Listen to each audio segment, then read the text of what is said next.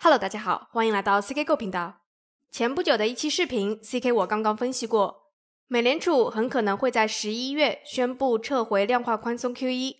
终极原因是美联储意识到通膨已经开始失去控制。而不出意料的，在这周的11月3日，美联储正式确认开始减少 QE， 市场也和我们当时所分析的那样，并没有什么多大的反应，标普继续创新高。所以这个月开始的量化宽松的减少，究竟会有怎么样的影响呢？股市大盘并没有下跌，是冲动还是理性的反应？市场中有着什么样的意向？那今天这个视频 CK 就来给大家具体分析一下。这次的 FOMC 美联储声明中有两大重点，第一就是量化宽松 QE 的收紧，从这个月也就是11月开始，美联储每月将减少购买100亿美元的国债以及50亿美元的抵押贷款债券 MBS。 这么一来，11月美联储的 QE 购买量则为700亿的国债和350亿的 MBS， 到了12月购买量会继续削减，变成了600亿的国债和300亿的 MBS， 以此类推。那么不出意外，到了明年的6月，量化宽松 QE 就会被彻底撤回。声明中的第二大重点则是美联储将量化宽松 QE 和升息分割了开来，决定将联邦利息维持不变，依然在 0% 到 0.25% 之间，也就是我们常说的零利息。通常来说呢，量化宽松 QE 调节的是长期借贷的利息，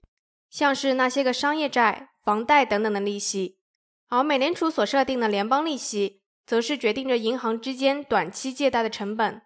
所以当美联储开始撤回 QE， 大家自然而然都会觉得美联储也要升息了，但这却并没有发生。 Jay Powell 在这次的记者会当中反复强调这是两回事。 Jay Powell 解释的原因是，即使 QE 在慢慢被撤回，但仍然在 QE， 那在还在花钱购买资产的期间升息，这不合理，所以会在 QE 被彻底撤回之后再考虑加息的问题，也就是说时间线会在明年的6月之后。这一点在 CK 我看来，美联储是打了个时间差，因为要对付通膨就需要升息，但升息对经济的负面影响太大，所以美联储寄希望于先减少 QE， 然后现在经历的通膨还有供应链的问题都是暂时的，到明年6月就会好转，就不需要立即升息。市场对美联储这两大声明重点的反应，在这周 FOMC 的会议之前，市场认为美联储会要升息，和联邦利息更为挂钩的短期国债被抛售，相对应的短期国债利息上涨，但10年以及30年的这些长期国债利息却并没有什么反应，导致国债利率曲线变平。在这周的 FOMC 会议之后呢，市场在得知短时间之内美联储并没有升息的计划，短期国债利息下跌，利率曲线重新恢复正常。但大家可能注意到了，无论是在会议前还是会议后，市场关注的都仅仅是升息的部分，而和 QE 更相关的长期国债，市场基本上没有什么反应。这有两个可能，一是市场认为现在的通膨是暂时的，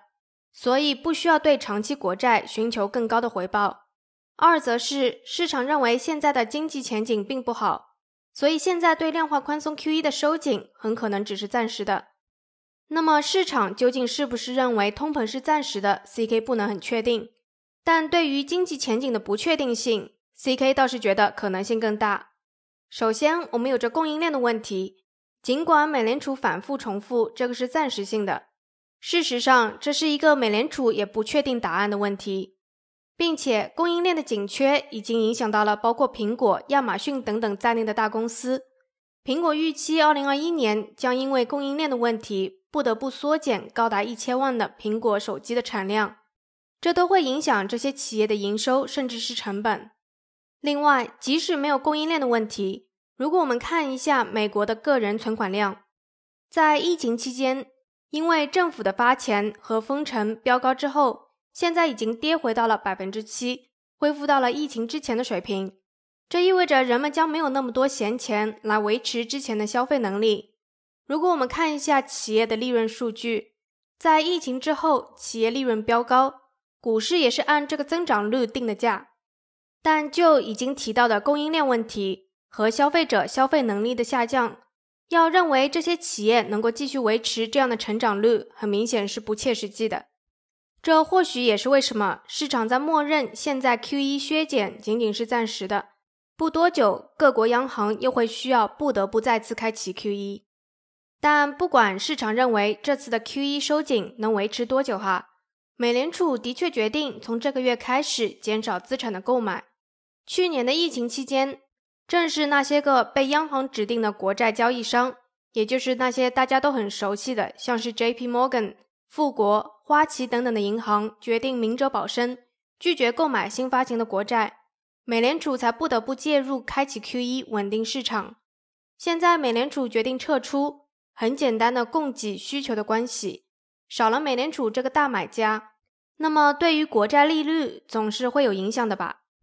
巧就巧在，就在美联储宣布将减少资产购买的几小时之后，财政部宣布将进行2016年以来最大的一次长期国债发行量的削减，